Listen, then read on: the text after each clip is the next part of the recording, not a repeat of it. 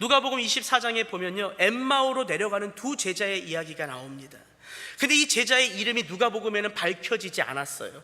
다른 성경에 보니까 한 사람은 글로바인데 다른 사람은 이름도 없어요. 12제자도 아니었고 70명의 제자도 아니었고, 성경이 주목해서 보지 않는 두 사람의 걸음에 부활하신 예수님이 함께 하셨다, 동행하셨다고 성경은 이야기합니다. 그들은요, 예수 그리스도가 죽었다는 것을 목격했어요. 예수님의 십자가 사건을 목격했습니다. 그리고 그들은 여인들로부터 예수께서 살아나셨다는 이야기를 들었어요. 그러나 그럼에도 불구하고 그들의 마음에는요, 짙은 회의의 구름이 가득했습니다. 그래서 걸음을 엠마오를 향하여, 자기의 고향으로 향하여 터벅터벅 걸어가는 거예요. 그들에게 동행하셔서 주님이 무엇을 말씀하셨냐면, 모세와 선지자의 글로부터 시작하여 모든 성경에서 말하고 있는 사람이 누구인가, 바로 예수 그리스도 자신인 것을 가르쳐주기 시작했어요. 이들의 마음이 뜨거워지기 시작했습니다. 예수의 말씀을 듣는데 이 마음이 뜨거워지기 시작한 거예요. 그래서 성경에 보니까 그들이 더 가려고 하는 이 청년, 동행하였던 이 청년을 권고하여 잡았다고 말합니다. 강권하여 잡았다. 더 나에게 말씀해 주십시오. 우리에게 정말 왜 예수 그리스도가 오셔야 했고 죽으셔야 했고 부활하셔야 했는지를 말씀하여 주십시오. 강권하여 붙들었어요. 그리고 주님께서 그들과 함께 머물고 떡을 떼어 나눠주실 때에 그들의 마음이요, 눈이 밝아졌다고 성경은 말합니다. 그들의 눈이 밝아져 그인 줄 알아보더니, 예수인 줄 알아본 거예요. 그때 예수님은 소리 없이 사라지셨습니다. 그들이 그래서 기억하는 거예요. 우리가 말씀을 들을 때에, 예수가 누구신지를 정확히 알 때에 우리의 마음이 뜨거워지지 아니하였느냐. 그래, 걸음을 돌이키자. 그래서 엠마오로 내려가는 길에서 다시 예루살렘으로 그 걸음을 돌이켰습니다. 왜 돌이켰을까요? 예수 그리스도가 누구인지를 전하기 위하여. 여러분, 이게 돌이킴의 은혜입니다. 여러분, 우리가 왜 고난의 때에도 절망의 때에도 예배드리기를 힘써요? 특별히 우리의 어머니, 우리의 아버지, 우리의 할머니, 할아버지들은요, 왜 그렇게 힘들고 어렵고 가난하고 처절한 그때에도요, 1시간 거리는 그 거리, 그 새벽 예배 드리러 그 새벽에 분주하게 일어나서 그 예배의 자리를 지키는 이유가 무엇입니까? 떡이 나옵니까? 아니요. 그 자리가 살 길이기 때문이에요. 그 고통의 그 자리, 그 고통의 그 자리를 하나님의 은혜가 덮어주지 아니하시면 내 힘으로 살아갈 수 없는 것을 너무나 철저히 아셨기 때문에 말씀의 자리를 떠나지 못하시는 거예요. 여러분들을 축복합니다. 고통의 자리에 계신 분 있습니까? 말씀의 자리가 회복의 자리인 것을 주의 이름으로 축복합니다.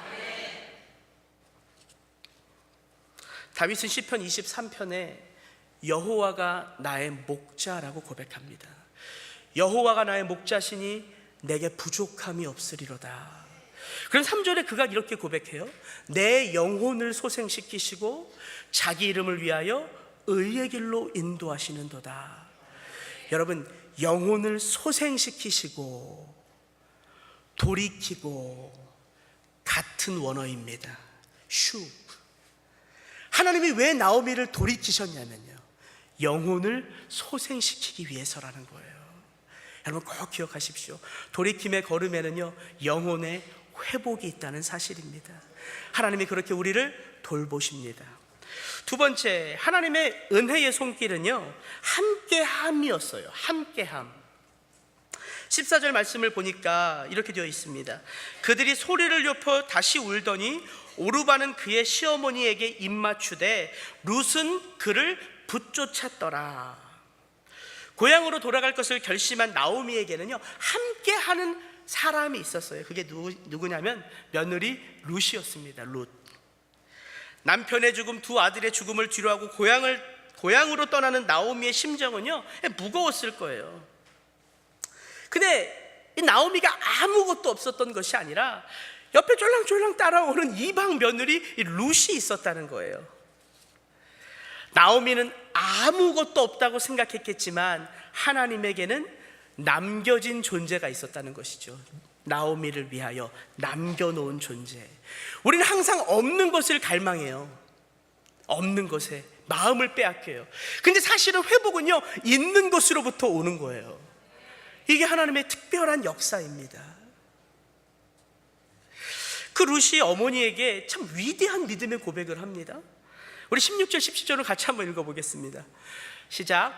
어머니께서 가시는 곳에 나도 가고 어머니께서 유숙하시는 곳에서 나도 유숙하겠나이다. 어머니의 백성이 나의 백성이 되고 어머니의 하나님이 나의 하나님이 되시리니 어머니께서 죽으시는 곳에서 나도 죽어 거기 장사될 것이라. 만일 내가 죽는 일 외에 어머니와 떠나면 여호와께서 내게 벌을 내리시고 더 내리시기를 원하나이다. 저는 이 룻의 이 고백을 통해서요, 우리의 인생의 삶 가운데 함께 걷는 동반자의 삶이 무엇인지 룻은 참 정확하게 우리에게 가르쳐주고 있는 것 같습니다. 고통받고 어려움 속에 있는 사람들의 그림자가 되어준다는 게 무엇인지 룻은 말해주고 있어요. 지금 룻은요, 대단한 결단을 한 것입니다. 자기의 본거진 모압 땅을 떠난 거예요. 이스라엘 백성들은 모압 사람과 상종하지 않습니다. 여호와의 총회에 들어오지 못하게 해요. 그런 룻이 돌에 맞아 죽을지도 모르는데 나오미를 따라간 거예요. 이 여인 룻에게는요, 자기의 삶의 방향이 없습니다. 어머니의 삶의 방향이 자기의 삶의 방향이에요. 어머니의 삶의 계획이요, 자기의 삶의 계획이에요. 참 다르죠? 제각기 그릇 행하여 자기 길로 가는 모습과 이 룻의 모습은 너무나 달라요. 이 룻의 고백이 믿음의 고백인 것은 그가 정확히 말하거든요. 어머니의 하나님이 나의 하나님이요, 어머니의 백성이 나의 백성이다 라고 고백합니다. 함께함은요, 삶과 죽음을 묶어놓는 거예요. 이게 함께함의 힘입니다. 너 죽고 나 살고가 아니에요. 네가 죽는 곳에 나도 함께 묻히겠다는 거예요. 여러분, 이 삶의 고백이 가정 안에 한번 있다고 생각해 보십시오. 여보, 당신이 힘들어? 당신이 아무리 힘들어도 당신이 힘들면 나도 힘들어. 이게 살리는 거예요. 교회의 성도들과 목사님이 이런 관계로 묶여 있다고 생각해 보십시오. 목사님 힘드세요? 저도 힘듭니다. 목사님 기쁘세요? 저도 기쁩니다. 이게 살리는 거 아니겠습니까? 이게 사랑의 위대함이에요. 분명히 예수님은 이렇게 말씀하셨어요. 요한복음 1장 14절에 보니까 말씀이 육신이 되어 우리 가운데 거하심에 우리가 그 영광을 보니 아버지의 독생자의 영광이요 은혜와 진리가 충만하리라. 요한은 예수 그리스도를 말씀이라고 말하면서 말씀이 육신이 되어 우리 가운데 거하신다라고 말합니다. 거하다, 이건 구약의 용어예요. 장막을 치다라는 뜻입니다. 하나님께서 이스라엘 백성들에게 이 광야를 걸어갈 때에 장막을 치게 하셨어요. 그리고 이 장막이 무엇의 상징이라고 했냐면 내가 너희와 함께함의 상징이다. 장막, 거하는 곳. 예수님이 저와 여러분과 함께 하십니다. 그래서 그분이 진짜 임마누엘이시라는 거예요. 임마누엘, 하나님이 우리와 함께 하신다. 이 룻에 대한, 이 나오미에 대한 룻의 이 신뢰, 이게 우리가 참 묵상해야 될 대목인 것 같아요. 룻이 나오미를 전적으로 신뢰해요. 그렇죠? 전적으로 시어머니를 신뢰하고 있습니다. 근데 이 룻의 신뢰는 왜 가능했냐면 나오미의 모습 때문에 가능한 거예요. 여러분 잘 생각해 보십시오. 모압 땅에 사는 오르바와 룻, 베들레헴 에브랏에 살았던 나오미, 그죠? 나오미가 본거지를 떠나 모압에 왔어요. 나오미의 신앙이 잃어버려지기 쉽겠습니까? 룻과 오르바의 신앙이 잃어버려지기 쉽겠습니까? 어떨까요? 이게 어려운 질문입니까? 본거지가 강한 곳이잖아요. 우리가 홈그라운드에, 축구도 홈그라운드에서 할 때, 야구도 홈그라운드에서 할 때 잘하는 거잖아요. 여기 뉴욕 양키스 팬 있으세요? 이게 또 다 여성분들이니까, 이건, 하여튼간 홈그라운드가 유리한 곳이잖아요. 그러면은 나오미가 하나님에 대한 신앙을 잃어버리기가 훨씬 더 쉬웠겠죠. 이 모압 땅에 살면서 몇 개월 산 게 아니라요, 10년을 그 땅에서 거했습니다. 그런데 그렇지 않았다는 거예요. 룻이 나오미의 삶의 모습을 보았습니다. 어떤 삶의 모습? 나오미가 하나님과 맺고 있는 관계를 보았던 거예요. 이 시어머니가 남편을 잃고 두 아들을 잃었는데도 하나님과 관계 가운데 깨어 있었던 거예요. 첫째, 나오미의 귀가 깨어 있었죠. 항상 그 귀가 유다 땅에 있는 하나님의 그 임재를 향하여 귀가 열려져 있어요. 또 하나 살아 있었던 게 있어요. 나오미의 입술과 마음이 살아 있었어요. 지켜지고 있었어요. 여러분, 남편 잃었어요. 그리고 두 아들 잃었어요. 연속극에 보면은 이런 시어머니들 자주 나오죠? 며느리들한테 어떻게 얘기할 거야? 야! 너 때문에! 응? 이렇게 우리 아들 그렇게 내가 어떻게 애지중지 키워왔는데 네가 내 아들 잡아먹었다고. 이런 저는 드라마를 잘 안 봅니다. 그러나 연속극에 이제 그런 이야기들이 가끔 들려와요. 우리 아내가 볼 때, 우리 어머님이 볼 때. 그렇죠? 네, 그렇죠. 그런데 나오미가요, 이 오르바와 룻을 향하여 어떤 말을 하는지를 한번 들어보십시오. 제가 룻기 말씀 한번 읽어드릴게요. 룻기 1장 8절 9절에 이렇게 나와 있습니다. 나오미가 두 자부에게 이르되 너희는 각각 어미의 집으로 돌아가라. 너희가 죽은 자와 나를 선대한 것 같이 여호와께서 너희를 선대하시기를 원하노라. 여호와께서 너희로 각각 남편의 집에서 평안함을 얻게 하시기를 원하노라. 여러분, 이게 헤세드의 사랑을 고백하는 거예요. 너희들 충분히 나한테 잘했다. 너희들의 남편한테 충분히 잘했다. 이제 하나님의 사랑이 너희들이 떠난 그 자리에 임하기를 내가 축복한다. 여러분, 이거 결코 쉽지 않습니다. 사람이요, 마음에 쓴뿌리가 있으면요, 말이 거칠어지게 되어 있어요. 제가 여기 여성수련회에 이제 말씀 전하러 온다니까 얼마나 제가 예민해져 있겠어요. 저희 아내가 얼마나 조심스럽겠어요. 어디를 건드리면 안 될까 항상 아내가 조심하죠. 이게요, 마음에 부담스러운 일들만 있어도 옆에 있는 사람이 이렇게 조심스러운데 그 마음에 쓴뿌리가 가득한 이 나오미의 입술이, 그 마음이 믿음 안에서 살아있었던 거예요. 여러분, 믿음이란 어려운 게 아닙니다. 믿음의 모습은요, 악한 것을 악으로 돌려주지 않는 거예요. 상처를 상처로 돌려주지 않는 거예요. 상처 받았어요. 예수 안에서 그 상처가 치유되기를 원해요. 그래서 입술 가운데는요, 축복의 말을 전하는 거예요. 여러분, 이게 믿음입니다. 우리 가정 안에 이런 일들이 일어나야 되는 거예요. 남편한테 상처 받았다고 해서 남편에게 배로 돌려주는 게 믿음이 아니라, 아유 그래, 얼마나 힘들었으면 그럴까 불쌍히 여기면서 권면해주고 축복해주고 사랑해주는 거예요. 우리의 자녀들 내 마음대로 되지 않지만 이해해 주는 거죠. 언젠가는 돌아오겠지, 언젠가는 우리 가정을 빛낼 귀한 아들과 딸 되겠지, 이런 마음으로 어머님들이 인내하시고 기다리시잖아요. 그게 믿음의 모습이라는 거예요. 무릇 지킬 만한 것보다 더욱 내 마음을 지키라. 생명의 근원이 거기서 나오느니라. 믿음이 살아있는 것, 귀가 살아있어야 되고요, 마음과 입술이 살아있어야 됩니다. 그래서 나오미가 하나님을 그렇게 신뢰했기 때문에 그대로 축복을 받은 거예요. 룻이 나오미를 그대로 신뢰하는 거예요. 이게 사랑의 열매입니다. 이게 믿음의 열매예요. 저는 4대째 크리스찬 집안이에요. 믿음의 대가 되게 많죠. 근데 참 공교롭게 저희가 사형제인데 저희 둘째 형, 저희 큰형, 지금은 셋째 형 다 결혼했지만 저희 큰형과 둘째 형이 공교롭게 어떻게 4대째 크리스찬 집안인데 형수님들이 다 안 믿는 형수님들이 시집을 오셨어요. 저희 어머님이 웬간하면 이렇게 좀 이렇게 혼내고 교회 가라고 이렇게 하실 텐데 저희 어머님이 절대 그러지 않으셨어요.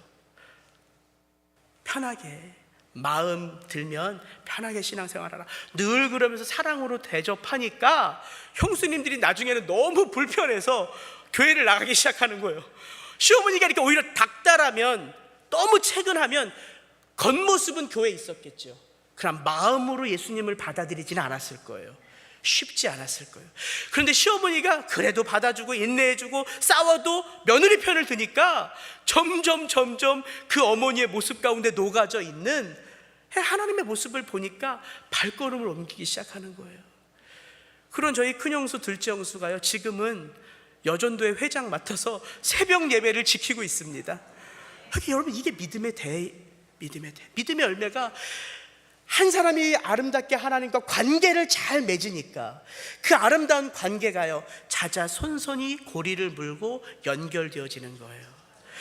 여러분들이 그렇게 믿음의 관계를 하나님과 잘 맺으시기를 축복합니다. 그럼 여러분의 자녀들이, 여러분의 며느리들이 그렇게 하나님과의 관계를 잘 맺고 여러분들을 신뢰하는 거예요. 이게 하나님의 두 번째 손길이었습니다. 세 번째 하나님의 회복의 손길은요 확신입니다. 확신. 어떤 확신이냐면 하나님의 확신이에요. 하나님의 확신. 여러분, 나오미는 흉년이 가득할 때 가족들과 함께 고향을 떠났습니다. 근데 그때는 풍족함으로 떠났다고 이야기합니다. 풍족함으로. 그러나 그녀가 이 땅 베들레헴으로 다시 돌아올 때는 비어 아무것도 없이 돌아왔다고 이야기합니다. 남편도 자식도 다 잃고 이방 여인으로 며느리가 된 룻과 함께한 초라한 귀향의 걸음이었어요.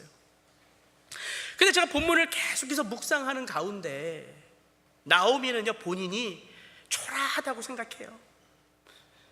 그런데 문득 이런 생각이 들었어요. 하나님도 이 나오미의 걸음을 초라하게 보셨을까라는 거예요. 아닌 것 같아요. 하나님은 나오미의 걸음을 초라하게 보시지 않은 것 같아요. 마치 하나님은요, 그래 나오미야, 야 이제 여기 모압 땅에서 베들레헴까지 거리를 보면 한 걸음 한 걸음을 보시면서 야 이제 오늘 하루만 더 걸으면 이제 여기 들어오는 거다. 그래 어여 들어와라. 내가 회복시킬게. 이런 모습처럼 하나님의 마음이 제 안에 느껴졌어요. 이게 돌이킴의 축복입니다. 이유는 하나예요. 하나님에게는요 이 몰락한 가정을 회복시킬 수 있는 능력이 있으시기 때문입니다. 이게 하나님의 확신이에요. 이 땅에 회복시키지 못할 영혼은 없습니다. 하나님에게. 그래서 나오미가 고백하잖아요. 전능자가 엘샤다이의 하나님. 전능자란 뜻은요 모든 것을 할 수 있다는 뜻이에요. 여러분, 우리가 참 좋아하는 말씀이 있죠. 예레미야 33장 3절에 보니까 우리가 힘들고 어려울 때마다 이 말씀 붙들잖아요. 너는 내게 부르짖으라. 내가 내게 응답하겠고 내가 알지 못하는 크고 비밀한 일을 내게 보이리라. 이 예레미야 33장 3절 말씀이거든요. 보통 집에 들어가면 이거 다 활자로 이렇게 걸어놓잖아요. 너는 내게 부르짖으라. 근데 저는요 사실 이 3절의 말씀보다 2절의 말씀이 훨씬 더 위로가 돼요. 왜냐하면 부르짖는 건 내가 할 몫이거든요. 근데 예레미야 33장 2절은 이렇게 되어 있습니다. 일을 행하는 여호와, 그것을 지어 성취하는 여호와, 그 이름을 여호와라 하는 자가 이같이 이르노라. 이렇게 되어 있어요. 하나님이 성취하실 수 있다는 거예요. 하나님께서 일을 행하실 수 있다는 거예요. 그러니까 하나님께서 부르짖으라고 말하지 누가 그렇게 말할 수 있겠어요. 하나님은 능력자이십니다. 그래서 우리가 그 하나님을 믿을 때에 우리의 기도가 터지는 거예요. 무조건 부르짖는다고 해서 응답이 있는 게 아니라 하나님이 어떠한 능력을 가지고 우리의 삶의 자리에 오셔서 회복하시는 하나님이신 줄을 붙들 때의 믿음으로, 그때 우리의 기도가 터지는 거예요. 우리의 영혼의 기도가 나오는 것입니다. 여러분, 하나님을 향하여 나아가는 발걸음은요 비록 아무것도 없는 빈손이지만 그 길은 부끄러운 길이 아닙니다. 그 길이 회복의 길이기 때문입니다. 그러나 하나님을 뒤로 하는 걸음은요 아무리 많이 가지고 아무리 화려한 곳을 향하여 걸어가도 그 길은요 언젠가는 돌아와야 되는 길이에요. 여러분 잘 생각해 보십시오. 흉년이 가득할 때에 이 엘리멜렉 가정은요 두 손 가득히 풍요로운 것을 가지고 모압 땅으로 갔어요. 그들의 가정의 힘이 무엇입니까? 쥐고 있는 것이었어요. 이 쥐고 있는 것이 모압 땅에 가서는 힘이었어요. 힘. 근데 빈손으로 돌아오는 나오미의 걸음 가운데의 힘은 무엇입니까? 아무것도 없어요. 힘은 뭐예요? 힘. 이제부터 일하실 여호와가 힘인 거예요. 어떤 길이 더 복된 길일까요? 풍성이 쥐고 가는 이것이 복된 길일까요? 아무것도 없지만 일하실 하나님을 바라보는 그 길이 복된 길일까요? 하나님과 함께하는 길이 복된 길입니다. 성경은 그 길을 돌이키는 자들에게 어떤 축복이 있는지를 이렇게 말합니다. 호세아 6장 1절과 2절입니다. 오라, 우리가 여호와께로 돌아가자. 여호와께서 우리를 찢으셨으나 도로 낫게 하실 것이요 우리를 치셨으나 싸매어 주실 것임이라. 여호와께서 이틀 후에 우리를 살리시며 제3일에 우리를 일으키시리니 우리가 그 앞에서 살리라.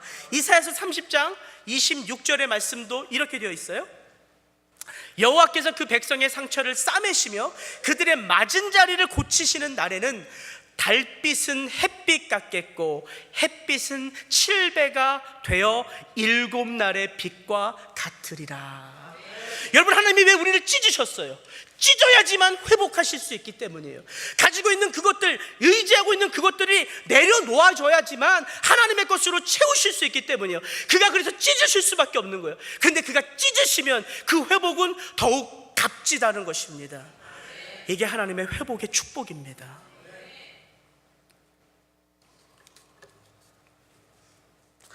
나오미는 고백합니다.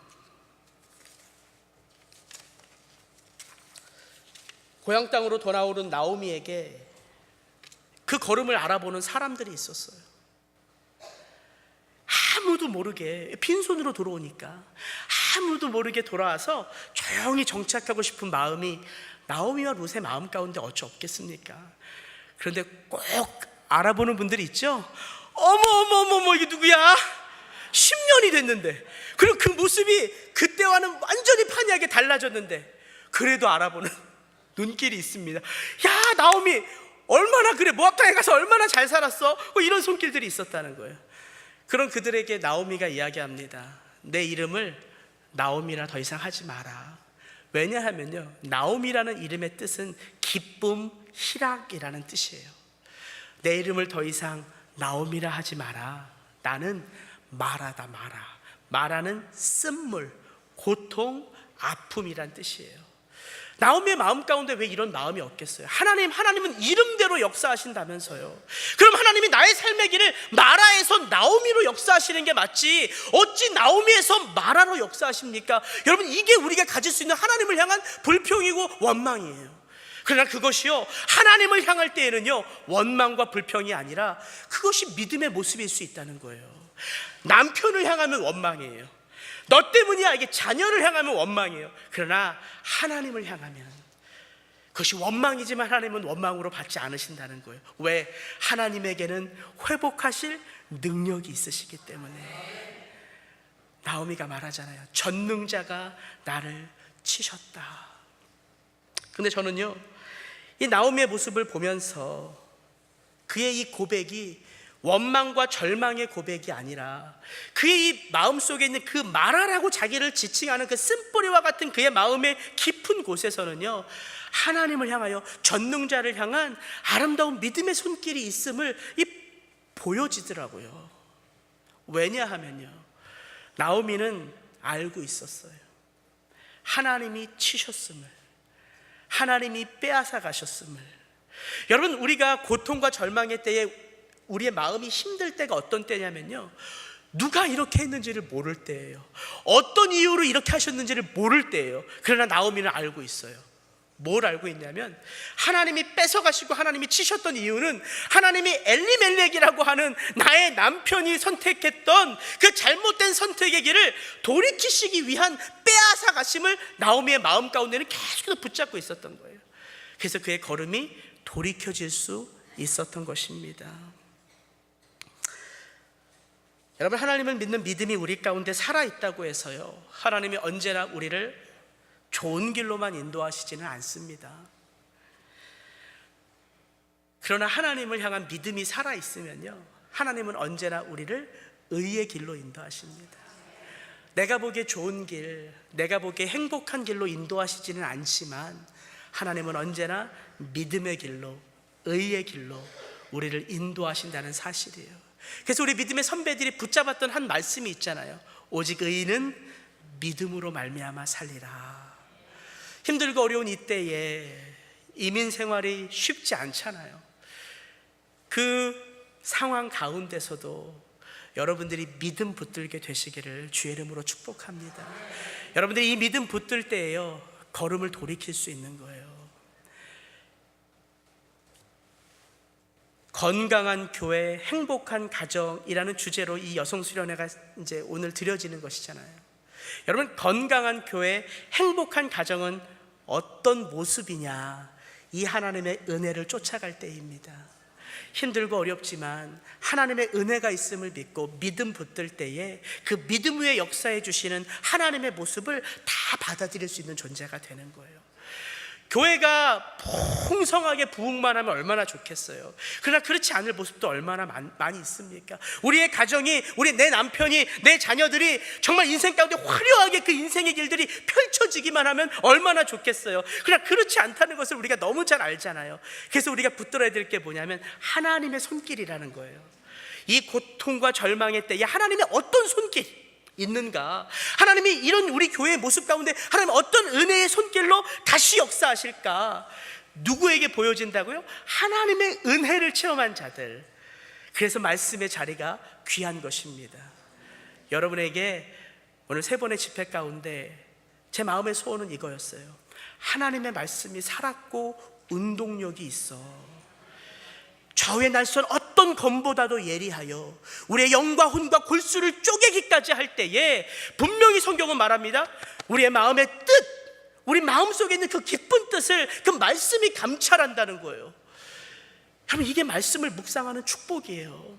하나님의 말씀은요, 우리 속에 들어와서 우리의 생각을 감찰하세요. 내 영혼의 깊은 절망을 감찰하세요. 내 영혼의 목마름을 감찰하세요. 그런데 이것이 하나님의 말씀 앞에 드러날 때에는요, 절망스러워요.